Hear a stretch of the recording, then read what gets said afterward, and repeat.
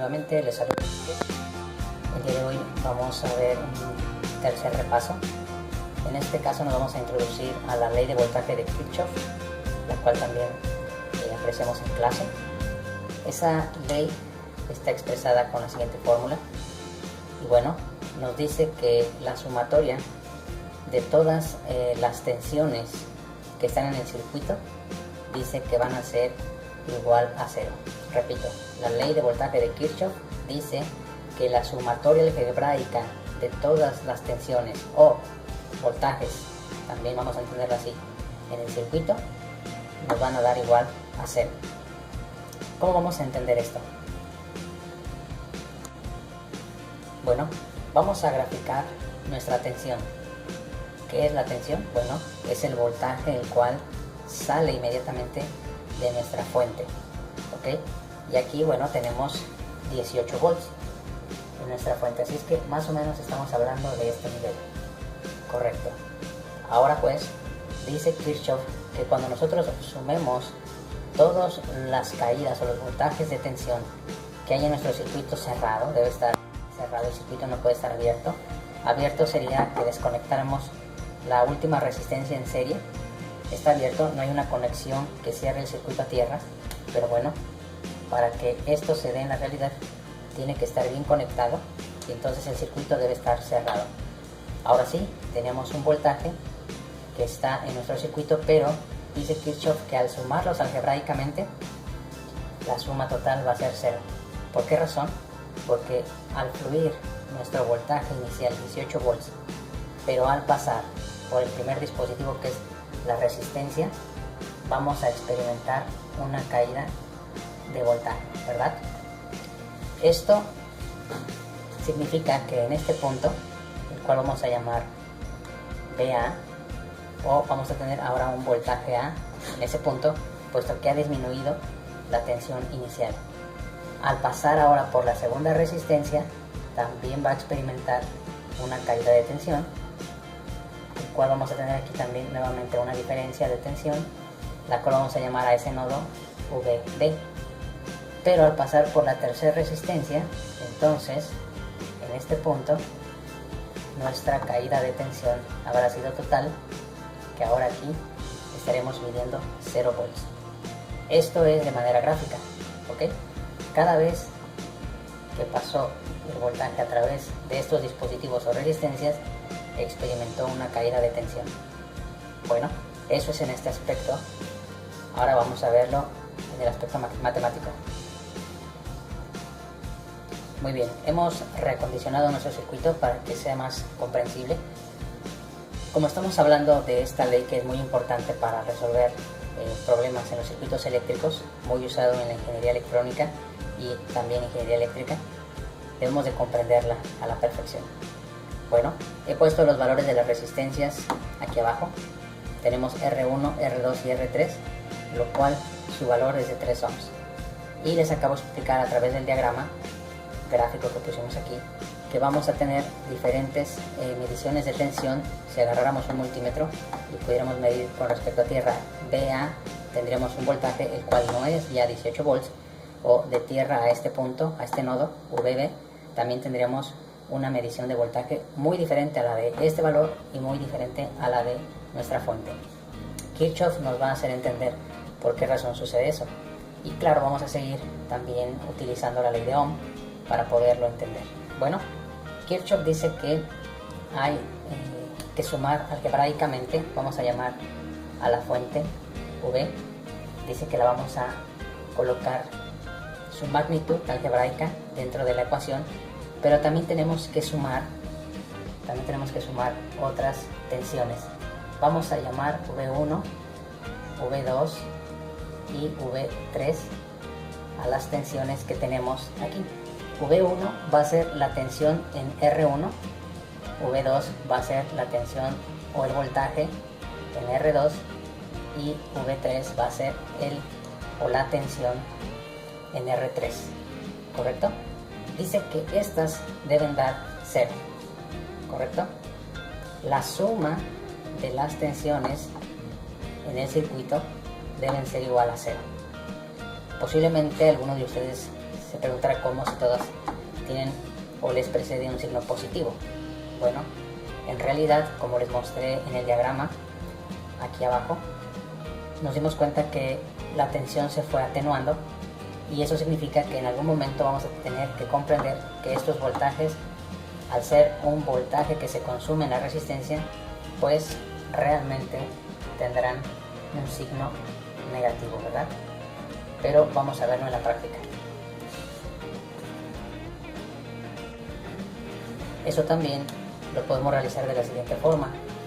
Si tenemos el voltaje total de nuestra fuente y ahora pasamos cada uno de esos elementos del otro lado de la igualdad, bueno, signo positivo, se cambia el signo negativo, y entonces seguimos teniendo también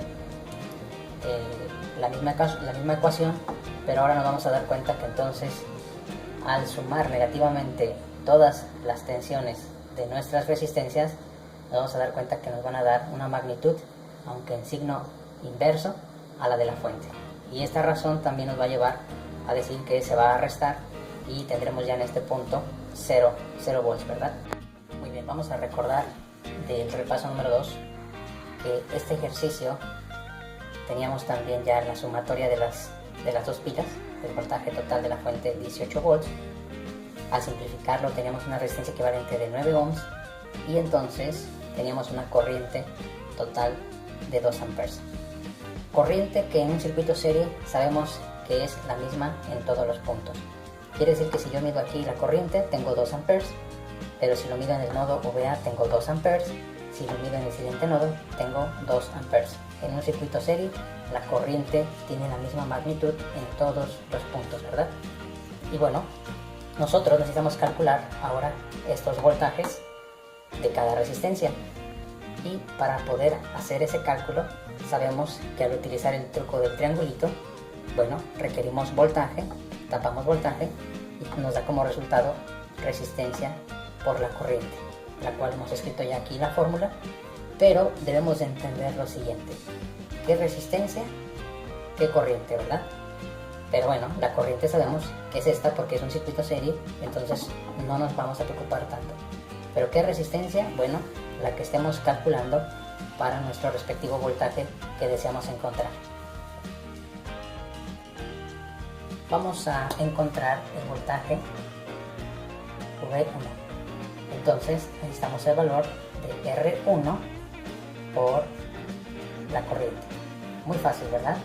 V1, su referencia es R1, y R1 dijimos que vale 3 ohms. Ya no vamos a mirar esta resistencia equivalente, ¿eh? Eso se los coloqué porque estamos haciendo referencia al repaso número 2. Estamos hablando de R1 y R1 tiene una magnitud fija, 3 por 2, entonces V1 vale 6 volts, es lo que R1 está consumiendo. Muy bien, lo hemos entonces calculado y podemos darnos cuenta que si sacamos para V2, R2 tiene la misma magnitud que R1 y R3 tiene la misma magnitud que R1, ¿verdad? Entonces podemos decir lo siguiente: que nuestros voltajes V1, V2 y V3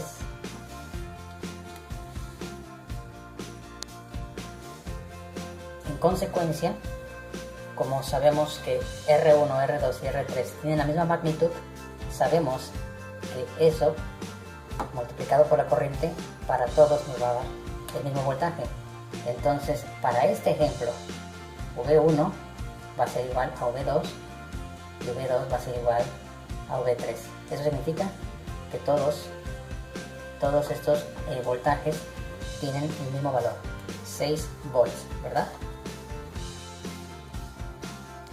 Si volvemos a lo que Kirchhoff nos estaba explicando, entonces tenemos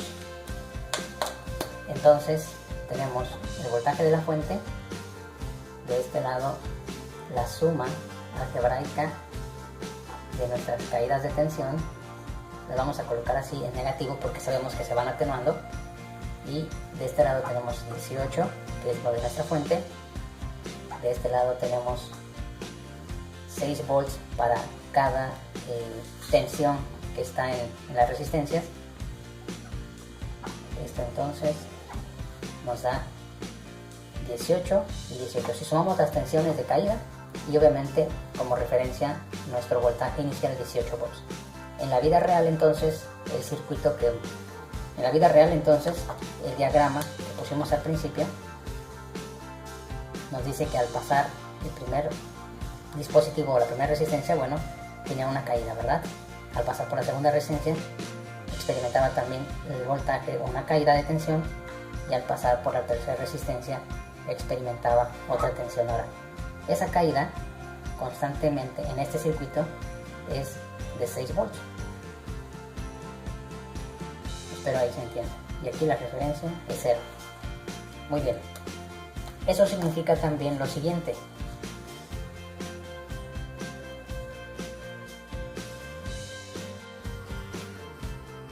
Tal y como Kirchhoff nos lo menciona desde un principio, él dice que la suma algebraica de todas las caídas de tensión en un circuito cerrado van a ser 0. Vuelvo a explicarlo ahora de esta forma. Sabemos que B1 nos dio 6 volts, pero reconocemos que esos 6 van a ser en signo negativo, puesto que está consumiendo nuestro dispositivo o resistencia. Por lo tanto, entonces también entendemos que van a producir una resta que le van a estar quitando a nuestra fuente inicial. Y es lo que está pasando en el diagrama, ¿verdad? Queremos entender entonces esto de otra manera.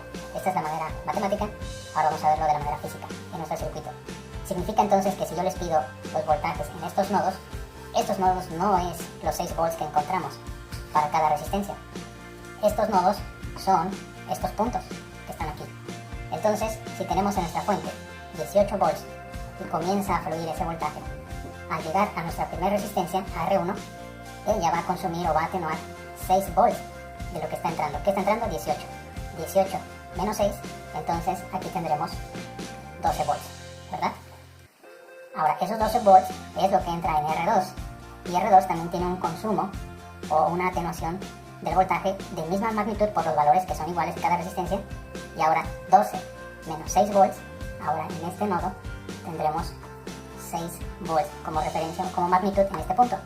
Esos 6 volts que entran en la última resistencia, la cual también V3 consume 6 volts o disipa 6 volts, entonces tendremos ahora 6 menos 6, aquí tendremos 0 volts. De esta manera entendemos entonces lo que Kirchhoff enunciaba en esta ley, la ley de voltaje o la ley de tensión, para los circuitos. Bueno, vamos a dejar una tarea para que podamos poner en práctica. Bueno, aquí está la tarea. Tenemos que resolver estos dos circuitos. Ustedes ya saben cómo, y necesito que me entreguen también los voltajes en los diferentes nodos que les he colocado. Les deseo mucho éxito, repasen y nos vemos pronto.